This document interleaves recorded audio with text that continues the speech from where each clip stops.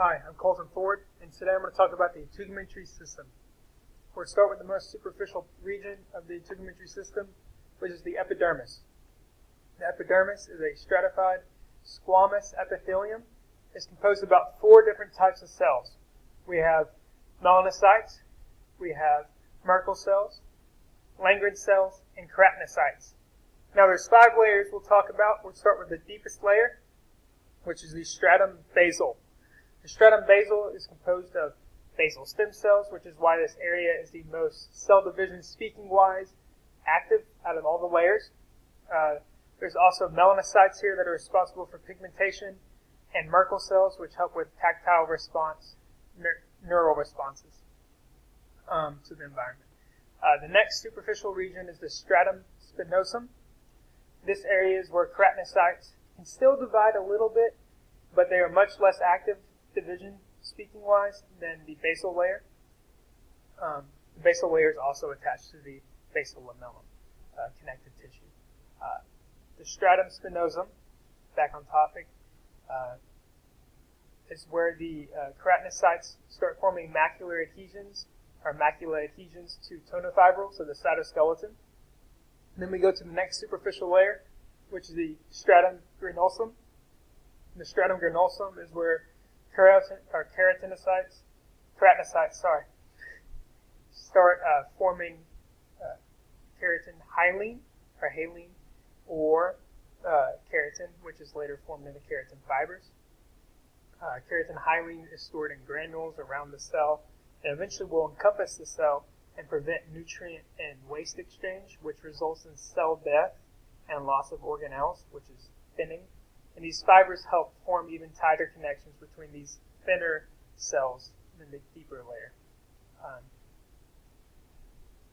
And then one more thing I forgot about, in the stratum spinosum, there is also Langrin cells and melanocytes present.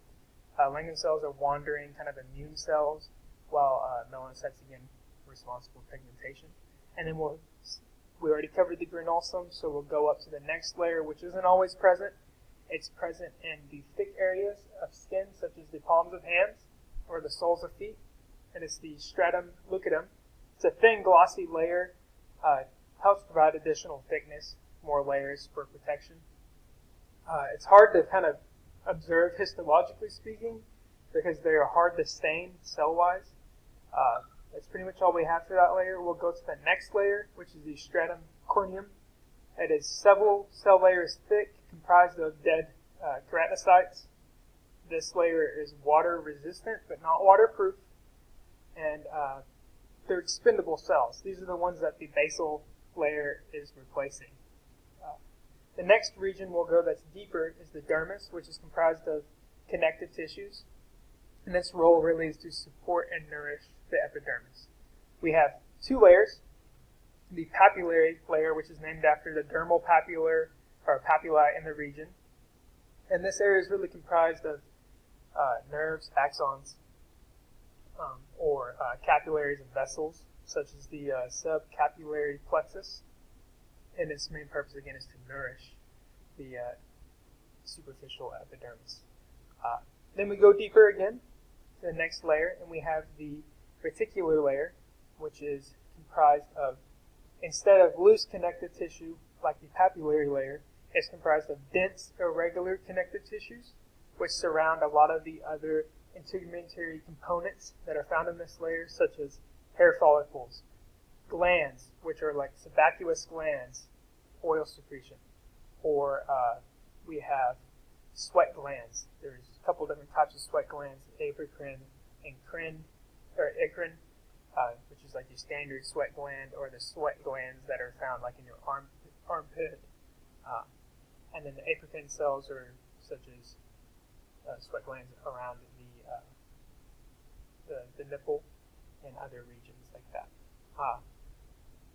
We have again this network right here. This layer, the reticular layer, produces collagen fibers that project superficially into the papillary layer for support, and then also go into deeper subcutaneous layer. This word kind of blends with the subcutaneous, and then most of the time it's hard to distinguish the separation of the reticular layer of the dermis and the subcutaneous layer.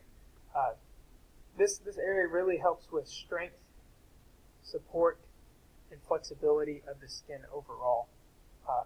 The next portion we'll speak about is the subcutaneous or the hypodermis. This area is where a lot of adipose tissue is stored for insulation, protection, things of that nature, and where a lot of the vessels, blood vessels, are found. This is why a lot of subcutaneous injections are administered here, due to the large amount of blood flow and easy diffusion and distribution to the body. It's a good site for medical or medicine administration. That covers pretty much all the components and all the layers of the integumentary system. Now we can talk about kind of clinical applications. So clinically speaking, integumentary system is very important. We have skin cancer screenings, which is a very external test and a very critical test to get done pretty much annually after your early 20s, just to prevent any disfigurement, loss of life, or undue suffering.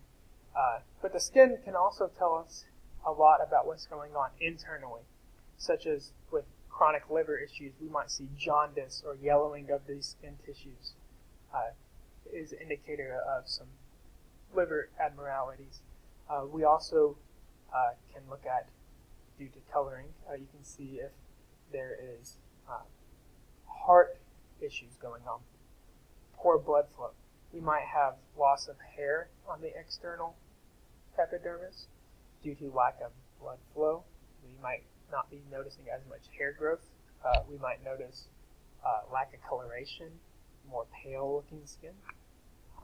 So that pretty much covers the clinical applications, some basic clinical applications that a doctor or a PA or really anybody might see in a more abundance than others.